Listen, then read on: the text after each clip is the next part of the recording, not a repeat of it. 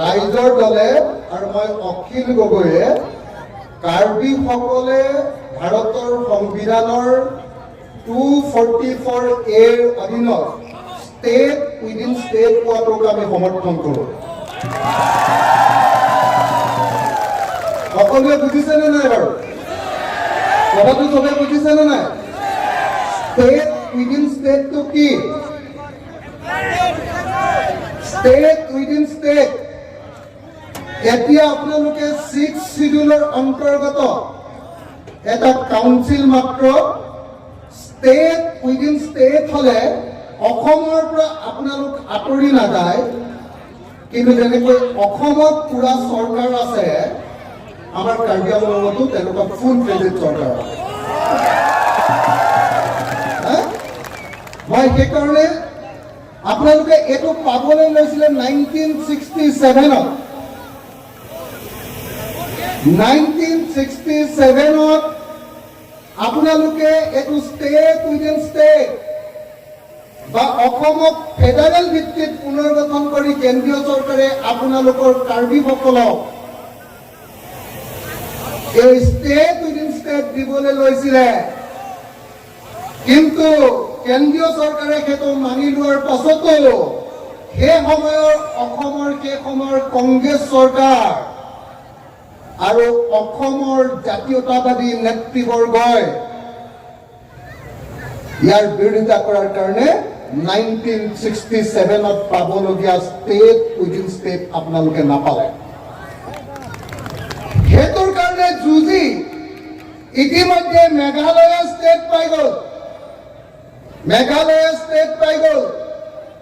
1967ত কাৰ্বি আংলং আৰু উত্তৰ কাছাৰক মেঘালয়ৰ লগতে খাচীয়া আৰু গাৰো হিলছৰ লগতে একেলগতে ৰাখিছিলে। আপোনালোকেও ষ্টেট পাবৰ কাৰণে তেতিয়া গৈ আছিলে, কিন্তু কবলৈ বেয়া, যুগে যুগে দেখা গৈছে যে কাৰ্বিসকলে তেওঁলোকৰ অধিকাৰ পাওঁ অৱস্থাত আকৌ নোপোৱা হৈ যায়। কেলে?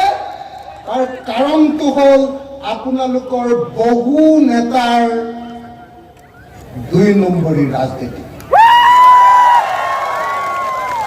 মই সেইকাৰণে আপোনালোকক ক'ব খুজিছো, আপোনালোকে 244A পোৱাটো মোৰ বাহিৰে চাগে অসমীয়া মানুহে ছাপৰ্টে নিদিব, ক'ব যে এইটো কেলে কৈছো বুলি ক'ব, কিন্তু মই কওঁ যে আপোনালোকে 244A পাব লাগে। আপোনালোকৰ কাৰণে সংবিধানত এইটো লিখি থোৱা আছে, আপোনালোকক সেই অধিকাৰ দিব লাগে। এইটো মই অকল কাৰ্বি মানুহৰ আগত বা কাৰ্বি আংলঙৰ মানুহৰ আগত কোৱা নাই, মই এছেম্বলিটো এইটো কৈ দিওঁ, গুৱাহাটীটো কৈ দিওঁ, শিৱসাগৰটো কৈ দিওঁ যে আমাৰ ইণ্ডিজিনিয়াছ ট্ৰাইবেল মানুহ কাৰ্বিসকলৰ লগত ডিমাচাসকল আৰু আজি নাগা মানুহ বহুত আহিছে, ইয়াতে নাগা মানুহ আহিছে, লোঠাও আহিছে আৰু ৰেংমাও আহিছে, হয়নে নহয়?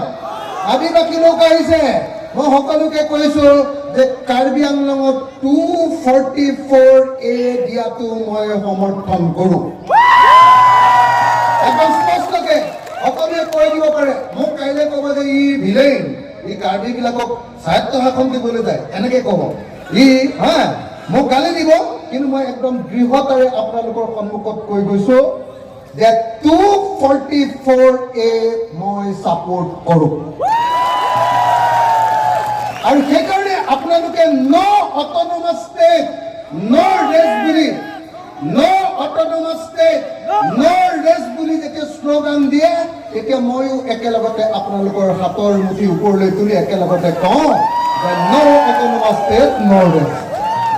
দেই, এইটো একদম স্পষ্টকে কৈছো। অসমত আৰু কোনো মানুহে ইমান স্পষ্টকে এইটো কথা ক'ব নোৱাৰে। মই খাটাংকে আপোনালোকক ক'ব পাৰোঁ। মই কিন্তু আপোনালোকক এইটো ছাপোৰ্ট দিওঁ, আৰু কোনোবাই মোক ভাল পালে বেয়া পালে মই ফেডাৰেলিজমত বিশ্বাস কৰোঁ।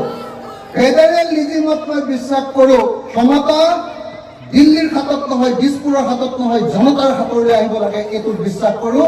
আৰু সেইকাৰণে মই কাৰ্বিসকলৰ 244A ছাপোৰ্ট কৰোঁ। এইটো ক্লিয়াৰিফাই সকলোকে কৰি দিছো দেই। ডিমাচাসকলৰ ক্ষেত্ৰতো একেই ছাপোৰ্ট কৰোঁ, কিন্তু কিন্তু এটা কথা মনত ৰাখিব, কোনো ৰাজ্য, কোনো জিলা বা কোনো কেন্দ্ৰীয় শাসিত অঞ্চলত অকল এটা জাতি বসবাস নকৰে। কাৰ্বি আংলঙতো অকল কাৰ্বি মানুহে বসবাস নকৰে, কুকিয়ে বসবাস কৰে, নগাই বসবাস কৰে, লুথাই বসবাস কৰে, ৰেংমাই বসবাস কৰে, বড়োৱে বসবাস কৰে, আহোমে বসবাস কৰে, অসমীয়া ভাষী মানুহে বসবাস কৰে, আদিবাসী মানুহে বসবাস কৰে। আপোনালোকেও কিন্তু একেটা সময়তে প্ৰত্যেকটো জাতিক সন্মান কৰিবলৈ শিকিব লাগে। মই স্পষ্টকে একেটা কথাই কৈ দিছো, স্পষ্টকে একদম কৈ দিছো। দুটা কথা আপোনালোকে মনত ৰাখিছে চাগে। যেনেকৈ মই আপোনালোকৰ গণতান্ত্ৰিক সংগ্ৰামক সমৰ্থন দিছো যে আপোনালোকে অধিক ক্ষমতা পাব লাগে, আপোনালোকে ষ্টেট উইদিন ষ্টেট পাব লাগে, 244A পাব লাগে। একেটা সময়তে মই একেটা গণতান্ত্ৰিক কথা কৈছো যে কাৰ্বি আংলঙত পৃথিৱীৰ কোনো ঠাইতে অকল এটা জাতি বসবাস নকৰে, আন যিবিলাক জাতি বসবাস কৰে তেওঁলোককো আপোনালোকে সন্মান সহকাৰে তাত বসবাস কৰিবলৈ অধিকাৰ দিব লাগে, হয়নে? যদি আপুনি বেলেগক সন্মান নকৰে তেতিয়াহ'লে আপোনাকো বেলেগে সন্মান নকৰিব, হয়নে? গতিকে এইটো মনত ৰাখিব। তাৰ বাহিৰে 100% আপোনালোকক আন সকলো কথাকে মই সমৰ্থন কৰোঁ, 100%। এতিয়া 244A কোনে আনিব পাৰিব? 244A তুলিৰাম ৰংহাঙে আনিব নোৱাৰে। কেলে নোৱাৰে? তুলিৰাম ৰংহাঙৰ ৰাজহাড়ডাল, এই ৰাজহাড়ডালক কি বুলি কয় কাৰ্বি ভাষাত? কি বুলি কয়? আমৈ। এই আমৈটো, তুলিৰামৰ এই আমৈটো এনেকা বেকা। কথাটো কৈছে নে নাই? তুলিৰামে হিমন্ত বিশ্ব শৰ্মালৈ ভয় কৰে, হয়নে নহয়? তুলিৰাম ৰংহাঙে নৰেন্দ্ৰ মোদীলৈ ভয় কৰে, হয়নে নহয়? আৰু তুলিৰাম ৰংহাঙে ট্ৰাইবেল মানুহ হৈও হিমন্ত আৰু নৰেন্দ্ৰ মোদীৰ ওচৰত চাৰেণ্ডাৰ কৰে, হয়নে নহয়? আৰু কোনো চাৰেণ্ডাৰ কৰা মানুহে কেতিয়াও অধিকাৰ কাঢ়ি আনিব নোৱাৰে। কথাটো বুজিছেনে নাই? কোনো চাৰেণ্ডাৰ কৰা মানুহে অধিকাৰ কাঢ়ি আনিব নোৱাৰে। তুলিৰাম ৰংহাঙে কয়লাৰ পৰা পইচা খাব পাৰিব, ৰাস্তাৰ নামত অহা পইচা আধা খাই দিব পাৰিব, বুজিছেনে নাই? আৰু আপোনালোকক কেতিয়াবা গাহৰি মাংস আৰু মদো খুৱাব পাৰিব। কিন্তু তুলিৰাম ৰংহাঙে কেতিয়াও 244A কাৰ্বি আংলঙৰ মানুহৰ কাৰণে আনি দিব নোৱাৰে। কথাটো বুজিছেনে নাই? সঁচাকৈ বুজিছেনে নাই? মই কাৰ্বি ভাষা নাজানো, মই জনা হ'লে কাৰ্বি ভাষাত ক'লোহেঁতেন, এইটো ক'ব পাৰিব লাগিছিলে। কাৰ্বিসকল অসমৰ কলম্বাছ, কোনে কৈছিলে? বিষ্ণু ৰাভাই কৈছিলে। বড়ো নেতা, অসমৰ আটাইতকৈ ডাঙৰ বিপ্লৱী বিষ্ণু ৰাভাই কৈছিলে যে অসমখন প্ৰথমতে আৱিষ্কাৰ কৰিছিলে অসমৰ প্ৰথম মানুহ হ'ল কাৰ্বিসকল, বুজিছেনে নাই? মোৰ গুৰু বিষ্ণু ৰাভাই কৈছিলে, বিষ্ণু ৰাভাই কৈছিলে যে অসমৰ প্ৰথম মানুহবিলাক হ'ল কাৰ্বি মানুহ। আৰু সেই বিষ্ণু ৰাভাই কৈ যোৱা অসমৰ প্ৰথম মানুহ কাৰ্বি মানুহবিলাকক মই আজি এইডোখৰত আপোনালোকে বহি থাকোঁতে এজনকৈ সুধিছিলোঁ, মহিলাবিলাকক সুধিছিলোঁ, মতা মানুহবিলাকক সুধিছিলোঁ। মই সুধিছিলোঁ যে আপুনি কি কৰে, চাকৰি কৰে নে অন্য কি? মই ইয়াত যিমান মানুহ লগ পালোঁ, যিমান মানুহ মই 100 মান মানুহক সুধিলোঁ, 100 মান মানুহে ক'লে যে আমি চবেই খেতি কৰোঁ নহ'লে হাজিৰা কৰোঁ, হয়নে? খেতি কৰোঁ নহ'লে হাজিৰা কৰোঁ, হয়নে? তাৰপিছত মই সুধিলোঁ যে আপোনালোকৰ ঘৰবিলাক পকা নে কেঁচা? এজন মানুহে মাত্ৰ ক'লে যে আমাৰ ঘৰটো পকা, বাকী মই 100 জনৰ ভিতৰত এজন মানুহে পকা বুলি ক'লে, মোক 99 জনে ক'লে যে আমাৰ চবৰে ঘৰ কেঁচা। হয়নে? মই সুধিছিলো যে আপোনালোকে কি পানী খায়? চৰকাৰৰ টেপৰ পৰা অহা পানী খায় নে ক'ৰ পৰা খায়? কৈছে আমাৰ পাহাৰৰ পৰা অহা পানী খাওঁ, জুৰিৰ পৰা।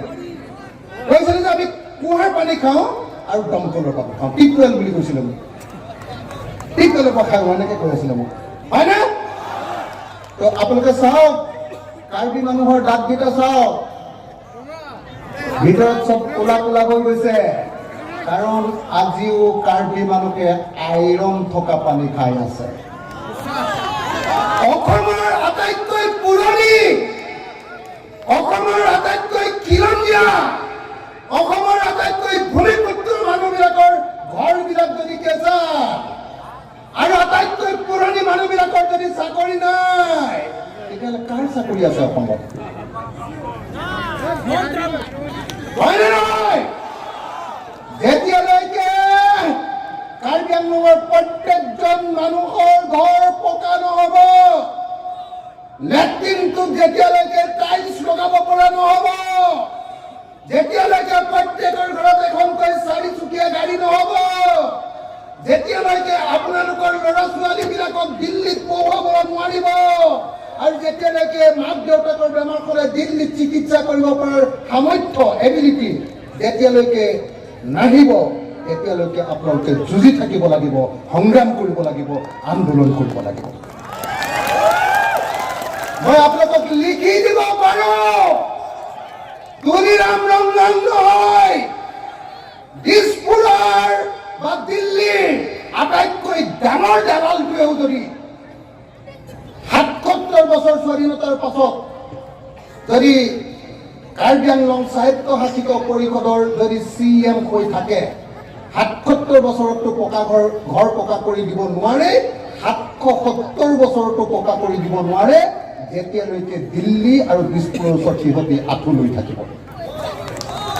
হয়নে নহয়? একদম আজি কাঠাৰদে একদম স্পষ্টকে কৈছে যে যদি তুলিৰাম ৰমজানক ভোট দিয়ে, যদি বিজেপিক ভোট দিয়ে, তেতিয়াহ'লে 2 টুকুৰা গাহৰিৰ মাংস খাবলৈ পাব, 1 গিলাচ চুলাই মদ খাবলৈ পাব, আৰু ইলেকশ্যনৰ সময়ত 100 টকা বা 200 টকা পাব। কিন্তু কেতিয়াও আপোনালোকে কেতিয়াও ভাল ঘৰ এখনত থাকিবলৈ নাপাব। হয়নে নহয়? এতিয়া আপোনালোক কাৰ্বি মানুহবিলাক, কাৰ্বি আংলঙত থকা ডিমাচা মানুহবিলাক, কাৰ্বি আংলঙত থকা কুকি মানুহবিলাক, কাৰ্বি আংলঙত থকা লুথা মানুহবিলাক, ৰেংমা মানুহবিলাক আৰু আন জাতিৰ সকলো মানুহবিলাক এতিয়াকে ধনী ক'ব পাৰিব যেতিয়া আপোনালোকে 244A পাব, নাম্বাৰ 1, আৰু 244A সেই মানুহৰ হাতত থাকিব লাগিব যি মানুহে জনতাৰ কাৰণে কাম কৰে, যি মানুহে দিছপুৰ আৰু দিল্লীৰ কাৰণে ATM হিচাপে ব্যৱহাৰ নহয়। হয়নে নহয় ৰাইজ? হয়নে নহয় ৰাইজ? এতিয়া কাৰ্বি আংলঙত কয়লা খান্দে, এতিয়া NC হিলছত কয়লা আৰু সুনীল খান্দে, কিন্তু কাৰ্বি মানুহ আৰু ডিমাচা মানুহে তাৰ ভাগ নাপায়। হয়নে নহয়?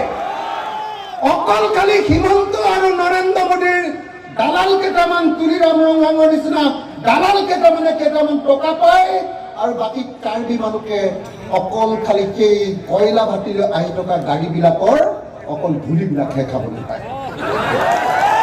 হয়নে নহয়? হয়নে নহয়? হয়নে নহয়? হয়নে নহয়? সেইকাৰণে APSLC-এ যি অট'নমাছ ষ্টেটৰ আন্দোলন আৰম্ভ কৰিছে, এই অট'নমাছ ষ্টেটৰ আন্দোলনটোক আপোনালোকে শক্তিশালী কৰিব লাগিব। APSLC-এ ইলেকশ্যনত জিকক বা হাৰক আন্দোলনটো বেছিকে আগবঢ়াই লৈ যাব লাগিব। আৰু মই আপোনালোকক কথা দিছো আপোনালোকে যেতিয়া গুৱাহাটীলৈ যাব গোটেই কাৰ্বি আংলঙৰ মানুহে আন্দোলন কৰিবলৈ দিছপুৰ ঘেৰাও কৰিবলৈ তেতিয়া আপোনালোকৰ লগত অসমীয়া মানুহৰ প্ৰতিনিধি হিচাপে মইও আপোনালোকৰ লগত থাকিম আপোনালোকক যদি সীমান্তৰ পুলিচে গুলিয়াই তেতিয়াহ'লে মইও বুকু পাতি থিয় হ'ম সেইকাৰণে মই APSCৰ চেয়াৰমেন APSCৰ সভাপতি APSLCৰ সভাপতি জনছ ইংতি কাটাৰ ডাঙৰীয়া ক'ব খুজিছো অকল ইলেকশ্যনত লাগি থাকিলে নহ'ব ইলেকশ্যনত লাগি থাকক কিন্তু তাৰ লগে লগে ডাঙৰ ডাঙৰ বিশাল বিশাল ৰাজনৈতিক সমাৱেশ আৰু ৰাজনৈতিক আন্দোলন আমি গঢ়ি তুলিব লাগিব যাতে এটা নিৰ্দিষ্ট সময়ৰ ভিতৰত কাৰ্বি আংলঙে 244A অধীনত ষ্টেট উইদিন ষ্টেট লাভ কৰিব পাৰে লাগে নে নালাগে 244A লাগে নে নালাগে ষ্টেট উইদিন ষ্টেট লাগে নে নালাগে যদি লাগে তেতিয়াহ'লে সকলো কাৰ্বি আংলঙত থকা সকলো জাতিৰ মানুহ একলগ হ'ব লাগিব কিন্তু মই এটা কথা স্পষ্টকৈ কৈ দিছো অকল কাৰ্বি মানুহ নহয় কাৰ্বিৰ লগতে আন কুকিকে ধৰি যিমান কাৰ্বি আংলঙত থকা জাতি জনগোষ্ঠীৰ মানুহ আছে সকলোকে ভাই ভাই ৰূপে দেখিব পাৰিব লাগিব আপোনালোকে পাৰিবনে নাই কিন্তু একেটা সময়তে কিন্তু মই এটা কথা কওঁ যে ইয়াত থকা অসমৰ ইণ্ডিজিনিয়াছ মানুহবিলাকক আপোনালোকে সকলোৱে মৰম কৰক আদিবাসী মানুহবিলাকক সকলোৱে মৰম কৰক কিন্তু বিজেপিৰ স্পন্সৰশ্বিপত বাংলাদেশৰ পৰা আহি হয়নে নহয় বেংগলৰ পৰা আহি কাৰ্বি আংলঙত যিবিলাকে মাটি দখল কৰিছে হিন্দুৱে কওক বা মুছলমানে কওক কাকো কাৰ্বি আংলঙত কেতিয়াও এনেকৈ মাটি দখল কৰিবলৈ দিব নোৱাৰো হয়নে নহয় কাৰ্বি আংলঙৰ মাটি কাৰ্বি আংলঙত থকা মানুহৰ কাৰণে হয়নে নহয় কিন্তু কাৰ্বি আংলঙৰ মাটি বাংলাদেশৰ পৰা অহা আৰু পশ্চিমবংগৰ পৰা অহা হিন্দু মুছলমান মানুহৰ কাৰণে নহয় হয়নে নহয় গতিকে আপোনালোকে আপোনালোকৰ সেই আপোনালোকৰ মাটি দখল কৰি ইয়াত কি কিবা বাহিনী বনাইছে নহয় কি বাহিনী কি বংগ সেনা আৰে কাৰ্বি আংলঙত কাৰ্বি সেনা নাথাকি বংগ সেনা ওলাইছে ইয়াতে ইয়াত কাৰ্বি সেনা নাথাকি বংগ সেনা ওলাইছে ইয়াতে তো আপোনালোকে সকলোৱে সাৱধান হওক যে কোনো বংগ সেনা সংঘ সেনা কাৰ্বি আংলঙত থাকিব নোৱাৰিব কাৰ্বি আংলঙত থাকিব কাৰ্বি সেনা কাৰ্বি আংলঙত থাকিব ইণ্ডিজিনিয়াছ সেনা হয়নে নহয় ভূমিপুত্ৰৰ সেনা ইয়াত কাৰ্বি মানুহ আৰু অসমৰ পুৰণি খিলঞ্জীয়া মানুহৰ অধিকাৰ থাকিব ইয়াত কেতিয়াও বিদেশৰ পৰা অহা মানুহৰ অধিকাৰ থাকিব নোৱাৰে হয়নে নহয় শ্ৰদ্ধেয় ৰাইজ মই 26 অক্টোবৰ তাৰিখৰ পৰা ঘৰলৈ যোৱা নাই অকল চাৰিওফালে অসমৰ চাৰিওফালে ঘূৰি আছো ঘূৰি মিটিং কৰি আছো আৰু মিটিং কৰি ৰাইজক এটাই কথা কৈছো যে 2026 চনত হিমন্ত বিশ্ব শৰ্মাক গাড়ীয়ে চালিয়ে বান্ধি লৈ চকীয়ে টুকিয়ে বান্ধি লৈ ব্ৰহ্মপুত্ৰত দলিয়াই দিব লাগিবনে নাই আৰু লগতে যেতিয়া হিমন্ত বিশ্ব শৰ্মাক দলিওৱা হ'ব তাৰ লগত আৰু এখন সৰু চকী আৰু এটা মানুহক বান্ধি লোৱা হ'ব কোন বাৰু কাৰ্বি আংলঙৰ পৰা আৰু এটা মানুহক বান্ধি লোৱা হ'ব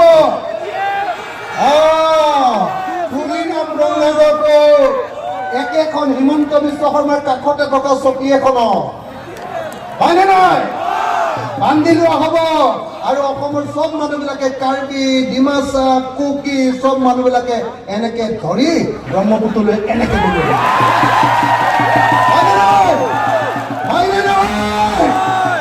মই সকলো ৰাইজকে 26 চনৰ নিৰ্বাচনত একো নেতাবৰ কাৰণে কেৱল APSLC ভোট দিবৰ কাৰণে মই আপোনালোকক আহ্বান জনাইছো আৰু মই নিজে আহি 26 চনৰ ইলেকশ্যনত APHLCৰ কাৰণে কেম্পেইন কৰিম, আপোনালোকৰ ঘৰবিলাকলৈ যাম, আপোনালোকৰ গাঁৱলৈ যাম, আপোনালোকৰ পাহাৰলৈ যাম আৰু কাৰ্বি আংলঙৰ পৰা তুলিৰাম ৰঙাক পাহাৰৰ পৰা দলিয়াই দিয়াৰ ব্যৱস্থা গ্ৰহণ কৰিম। হ'বনে? হ'বনে নহ'ব? আৰু 2 নম্বৰ, কাৰ্বি সাহিত্য শাসিত পৰিষদটো কেইটামান দালালৰ হাতত এৰি দিয়াটো ভাল হোৱা নাই, হয়নে নহয়? এবাৰ কাৰ্বি সাহিত্য শাসিত পৰিষদ, কাৰ্বি আংলং অট'নমাছ কাউন্সিলখন আমি অতি সোনকালে আমাৰ APHLCৰ হাতলৈ অনাৰ ব্যৱস্থা কৰিব লাগে। লাগে নে নালাগে? লাগে নে নালাগে? লাগে নে নালাগে? সকলোৱে আমি এই সাহিত্য শাসিত পৰিষদখন আনিব লাগিব আৰু আনি লৈ এইখন কাৰ্বি মানুহ আৰু কাৰ্বি আংলঙত থকা মানুহৰ অধিকাৰৰ কাৰণে কামত খটুৱাব লাগিব, কাকো দালালি কৰিবৰ কাৰণে এইখন এৰি দিব নালাগিব। হয়নে নহয়? মই এটাই আশা ৰাখিম যে কাৰ্বি আংলঙৰ প্ৰত্যেকটো পৰিয়ালৰ ঘৰত বিশুদ্ধ খোৱা পানী হওক, প্ৰত্যেকটো ঘৰ পকা হওক, প্ৰত্যেকটো লেট্ৰিন টাইলছ লগাওক, প্ৰত্যেক ঘৰ মানুহে চাকৰি পাওক, মই ইয়াত সুধিছিলোঁ, হিমন্ত বিশ্ব শৰ্মাই কৈ থাকে বোলে আমি খিলঞ্জীয়া মানুহৰ কাৰণে বহুত কাম কৰিছোঁ। মই ইয়াত গোটেই কাৰ্বি মহিলাবিলাকক সুধিছিলোঁ আৰু সেই লগতে মই ৰেংমা মহিলাবিলাকক সুধিছিলোঁ, বোলো আপোনালোকক অৰুণোদয় দিলেনে? মই 100 জনীমান মহিলা সোধোতে 2 জনীয়েহে ক'লে বোলে মইহে পাইছোঁ, 2 জনীয়ে পাইছে, 98 জনীয়ে পোৱা নাই। বুজিছেনে নাই? হয়নে নহয়? তো গতিকে মই সকলোকে কৈছোঁ যে যেতিয়ালৈকে প্ৰত্যেকজন কাৰ্বি আৰু কাৰ্বি আংলঙত থকা খিলঞ্জীয়া মানুহে মাটিৰ অধিকাৰ নাপাব, মাটিত সকলো সময়তে খেতি কৰাৰ ব্যৱস্থা নাপাব, প্ৰত্যেকটো ঘৰত যেতিয়ালৈকে চাকৰি নহ'ব, প্ৰত্যেকটো ঘৰ যেতিয়ালৈকে পকা নহ'ব, প্ৰত্যেকজন কাৰ্বি মানুহে নিজৰ সংস্কৃতি যেতিয়ালৈকে বীৰদৰ্পে জীয়াই ৰাখিবলৈ সুযোগ নাপাব, তেতিয়ালৈকে কাৰ্বি ৰাইজে যুঁজ চলাই যাব লাগিব। আৰু সেই যুঁজত অসমৰ কোনো নাথাকিলেও মই অখিল গগৈ আপোনালোকৰ লগত থাকিম। কোনো থাকক নাথাকক মই নাজানো, কিন্তু মই থাকিমে, কাৰণ মই জানো যে কাৰ্বি অসমৰ প্ৰথম অসমীয়া। কাৰ্বিসকল হ'ল অসমৰ প্ৰথম অসমীয়া। মই যিমান অসমীয়া, মোতকৈ বেছি অসমীয়া কাৰ্বিসকল। অসমৰ মোতকৈ বেছিকৈ কাৰ্বিসকলৰ অধিকাৰ আছে। এতিয়া কিন্তু কাৰ্বিসকলৰ বেছিভাগৰ ঘৰে কেঁচা, কাৰ্বিসকলৰ ঘৰৰ অৱস্থা বেয়া। মই আমাৰ অৰ্কিড পাৰ্ক নামৰ এখন অৰ্কিড পাৰ্ক আছে কাজিৰঙা অৰ্কিড পাৰ্ক, তাত আমি বেম্বো ডান্স দেখুৱাওঁ। আপোনালোকৰ লেটকং চং নে কি কয়, লেটকং চং দেখুৱাওঁ, হা, বুজিছেনে নাই? তাত গোটেই কাৰ্বি ল'ৰাই, তাতে কমেও 70জন মান কাৰ্বি মানুহে কাম কৰে, মই এতিয়া প্ৰত্যেকটো ল'ৰাকে চেষ্টা কৰি আছো যে আমাৰ অৰ্কিড পাৰ্কৰ পৰা পইচা দি চবৰ ঘৰকেইটা পকা কৰিবলৈ চেষ্টা কৰি আছো। মানে মই ওচৰৰ কাৰ্বি গাঁওখনলৈ যেতিয়া যাওঁ নহয়, মইতো অসমত বহুত দুখীয়া মানুহ দেখিছো, কিন্তু কাৰ্বি মানুহৰ নিচিনা ইমান দুখীয়া মানুহ মই দেখাই নাই।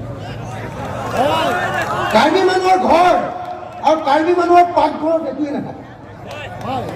আমাৰ পাকঘৰততো 1 মাহৰ কাৰণে দাইল আনি থওঁ, 1 মাহৰ কাৰণে দাইল আনি থওঁ, 2 মাহৰ কাৰণে নিমখ থাকে, 5 মাহ মানৰ কাৰণে চাহপাত থাকে। আপোনালোকৰ পাকঘৰটো একোৱে নাথাকে, একোৱে নাথাকে। একদম মানে এইফালে প্ৰথম আগফালে ৰৈ দিলে বেৰা ফাঁকি দিয়ে, ঘৰটো চব ভিতৰটো দেখি থাকে।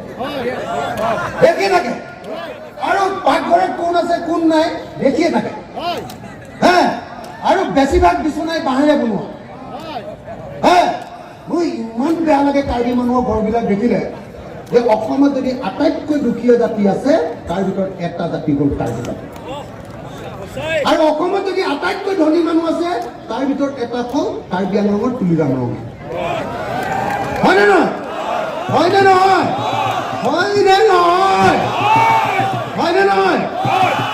লিডাৰকেইটা আটাইতকৈ ধনী, মানুহকেইটা আটাইতকৈ দুখীয়া, হয়নে নহয়? এই লিডাৰকেইটাকো একদম কেতিয়াবা ৰ'বা, চান্স আহিব, আমাৰো দিন আহিব, হয়নে নহয়? এনেকে কৰিব লাগিব, হয়নে নহয়?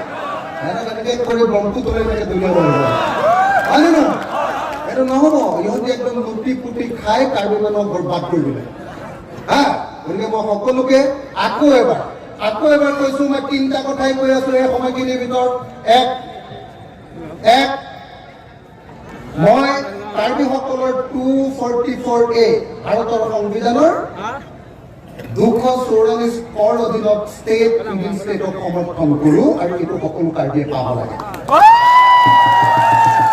কিন্তু মই একেলগতে কৈছো যে কাৰ্বি মানুহে কিন্তু অনা কাৰ্বি মানুহ যি অসমৰ খিলঞ্জীয়া মানুহ তেওঁলোকক কিন্তু গালি চালি পাই থাকিলে নহ'ব মৰমত ৰাখিব লাগিব কাৰণ এখন ৰাজ্যততো অকল এটা জাতি নাথাকে নহয় হয় নে নহয় সব জাতিৰ মানুহক ৰাখিলে আপোনালোকে ৰাজ্য পাব ইয়াত যদি বেছিভাগ অনাকাৰী মানুহে কয় যে কাৰ্বি আংলঙক চাহিত্য নিদিব তেতিয়াহ'লে কেতিয়াও আপোনালোকক নিদিয়ে সবকে মৰমত ৰাখিব লাগিব এইটো কথা বুজি ল'ব দেই এইটো কথা ভুল নকৰিব কেতিয়াও বুজিছেনে নাই সবে ক'ব লাগিব যে কাৰ্বি আংলঙত থকা আমাৰ মানুহক চাহিত্য এখন দিয়ক এনেকে ক'লেহে আপোনালোকে পাব বুজিছেনে নাই এইটো 1 নম্বৰ 2 নম্বৰ কথা আপোনালোকে তুলিৰাম ৰঙাঙৰ নিচিনা দালাল বিলাকক দলিয়াই পেলাব লাগিব আৰু আপোনালোকে জননীতি কাঠাৰৰ নিচিনা মানুহবিলাকক আনিব লাগিব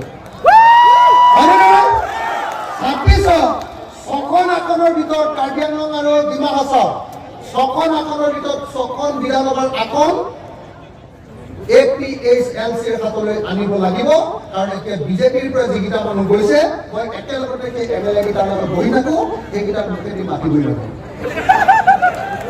হয় নে নহয় আপোনালোকৰ কাৰ্বি আংলঙৰ MLA কেইজনে এটাও শব্দ বিধানসভাত নকয় নামাতে মুখতে আশা লগাই থৈ দিছে হিমন্ত বিশ্ব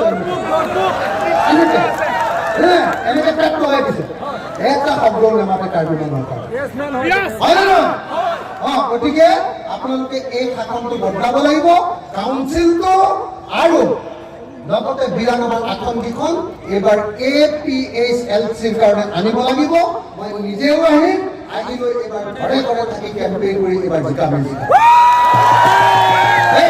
আৰু 3 নম্বৰ এতিয়ালৈকে অসমৰ 1 নম্বৰ অসমীয়া প্ৰথম অসমীয়া কাৰ্বিবিলাকৰ চবৰে ঘৰ পকা নহ'ব চবৰে পানী বিশুদ্ধ নহ'ব খোৱা পানী চবে যেতিয়ালৈকে চাকৰি নাপাব তেতিয়ালৈকে অকল ষ্টেট উইদিন ষ্টেট পালে নহ'ব যেতিয়ালৈকে চব মানুহ ধনী নহ'ব তেতিয়ালৈকে চবে আন্দোলন চলাই থাকিব লাগিব